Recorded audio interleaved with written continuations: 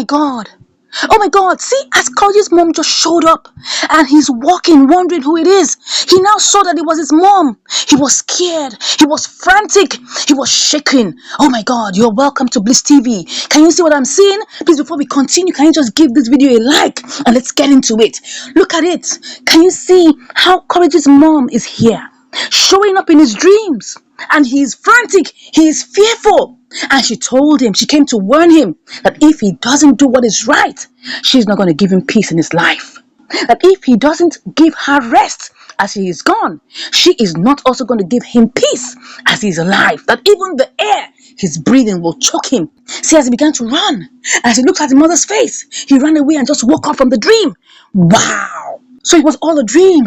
He couldn't believe that it was a dream. It was so real to him. He was afraid. He was confused. So he can be confused. So he can be shocked, Courage. Oh my God. So this guy can be shocked. So something can bother you this much and you can be shocked. I hope you will take this warning to heart and do the right things. I hope you will take this warning to heart and rise up and become a man that you ought to be. But no, Courage refused to take the warning to heart. He raged and ran and went to his uncle's place, asking the uncle why his mother will come into his dream and begin to harass him. That even his father, who died a while ago, never came into his dreams to harass him, even though all the burial rites have not been concluded. Then why will his mother come and be harassing him in the dream? The uncle said, oh, this is just the beginning. So your mother came and warned you in the dream. And instead of you to take this warning to heart, you will come in to his house to make a fool of yourself. How dare you?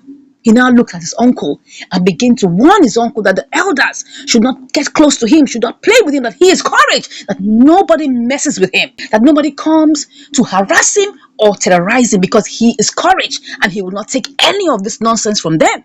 And I'm like wondering, Courage, you just got a visitation from your mother. You should be humble, you should be sober and take these warnings to heart. Rather than do that, you came howling at your uncle. Why would you do this? The uncle started warning him and telling him not to play with fire. That he should not play with fire because he is treading dangerous ground.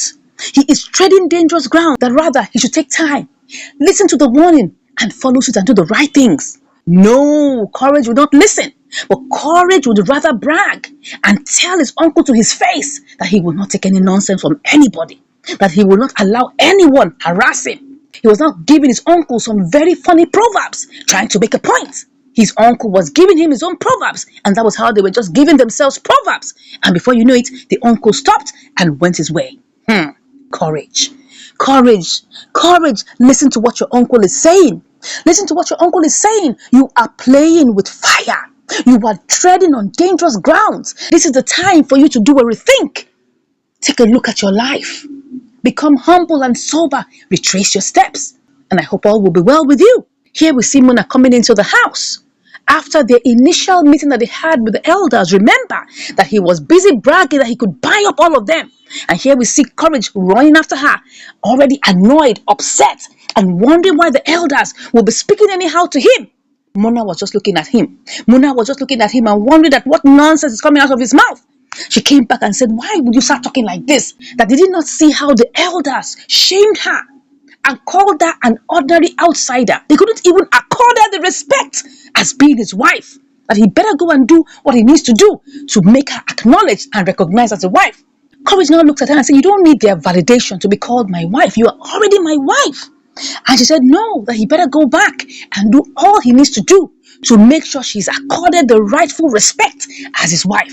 That marriage is not just only between man and wife, and it's also between the families and the communities, that we need to go and do the right thing. He said, oh, that he doesn't need them. She said, yes, they need them.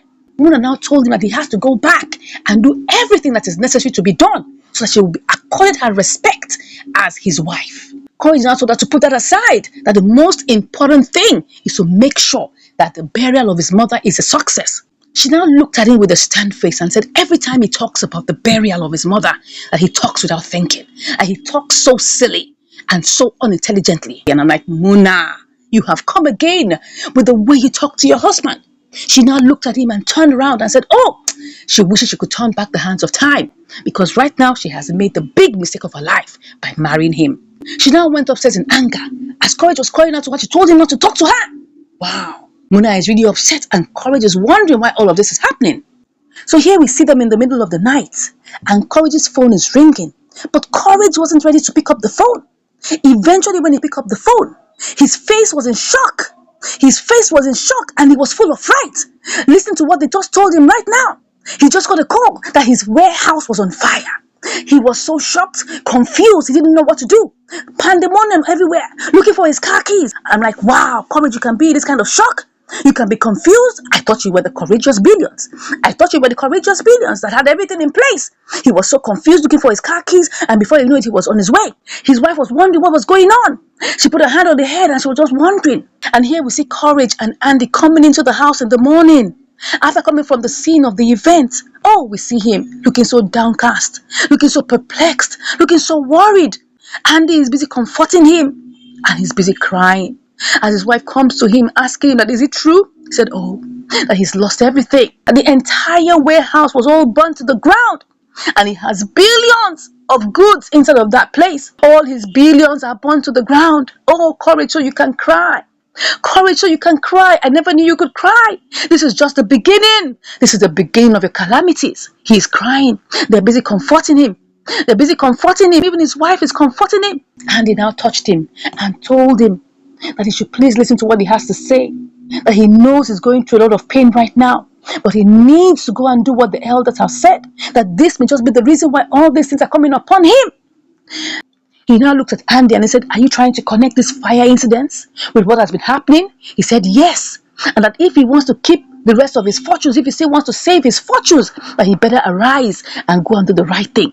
He better arise and go and meet the elders and listen to them so that he will save the rest of his fortunes. And I'm also telling you, Courage, arise and do the right thing. Your mother has already given you a visitation. Your uncle has already told you what to do. And now you have seen what has happened to you. This is the beginning of calamities. Don't let it be too late. Don't let it be too late before you're able to save the rest of your fortune. Arise and do the right thing. I hope he will listen. And that was how Muna came.